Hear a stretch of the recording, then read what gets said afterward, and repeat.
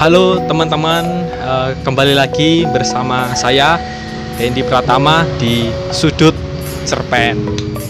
Nggak kerasa ya teman-teman, di video-video atau di konten-konten Sudut Cerpen aku itu sudah ada beberapa video ya. Kita sudah mendiskusikan beberapa hal di video-video sebelumnya. Kita sudah mendiskusikan tentang bagaimana membuat judul cerpen. Kita juga sudah mendiskusikan tentang seperti apa kalimat pembuka itu. Bahkan kita juga sudah mendiskusikan seperti apa dialog dalam cerita itu gitu. Nah, pada kesempatan kali ini kita akan membahas atau mendiskusikan perihal premis cerita.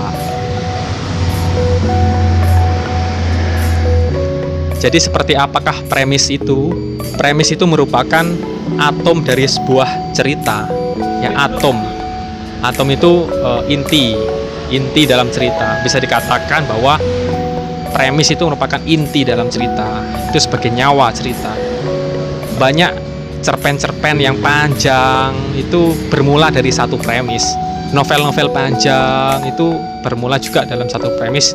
Bahkan film pendek, film yang panjang, film bioskop itu bermula dalam satu premis atau dalam bahasa film disebut logline. Premis merupakan inti cerita. Jadi ketika membuat premis, teman-teman harus bisa menggambarkan keseluruhan cerita sebagai kesimpulan. Premis itu bisa sebagai inti sari cerita itu.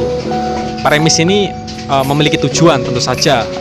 Jadi premis ini bertujuan sebagai panduan cerita. Jadi kalau kita punya intinya cerita, kita mudah saja untuk mengembangkan cerita menjadi lebih panjang, itu mudah saja karena kita punya panduan premis ini. Tujuannya sebagai panduan supaya cerita kita itu terarah. Ketika kita nggak punya premis, nggak menciptakan premis, bisa jadi kita akan kebingungan mengembangkan cerita. Cerita bisa tidak memiliki arah dan tuju gitu. Tentu akan mengalami kesulitan mengembangkan cerita ketika kita tidak menciptakan premis lebih dulu.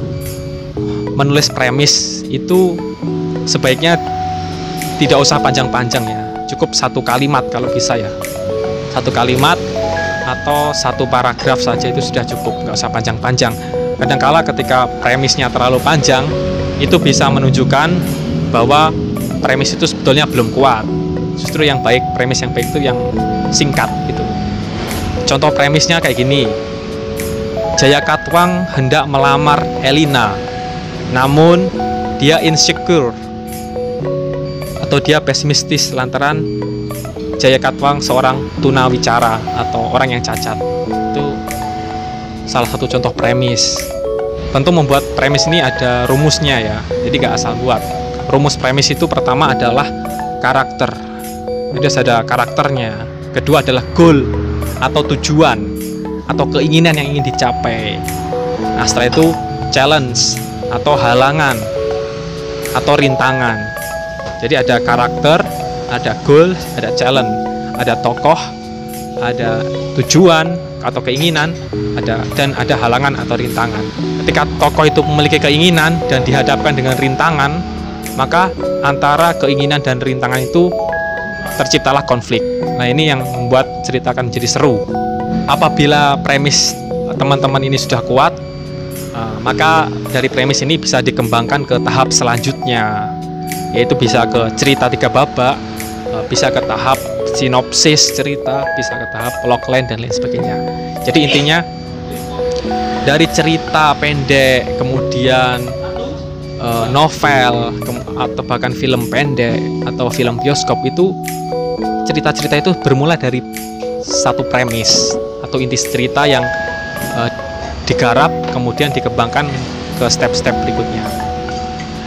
Jadi pastikan ketika menulis cerpen, teman-teman sudah punya gambaran premis yang jelas, premis yang kuat gitu ya. Nah, itu tadi diskusi kita ya soal premis cerita. Barangkali selanjutnya teman-teman punya ide atau punya saran, bisa disalurkan melalui kolom komentar. Enaknya ke depan di Sudut Cerpen ini kita akan mendiskusikan soal apa. Terima kasih untuk teman-teman yang sudah menonton. Terima kasih atas dukungannya dan diskusinya. Jangan lupa like, komen, dan subscribe. Berjumpa lagi di sudut cerpen berikutnya.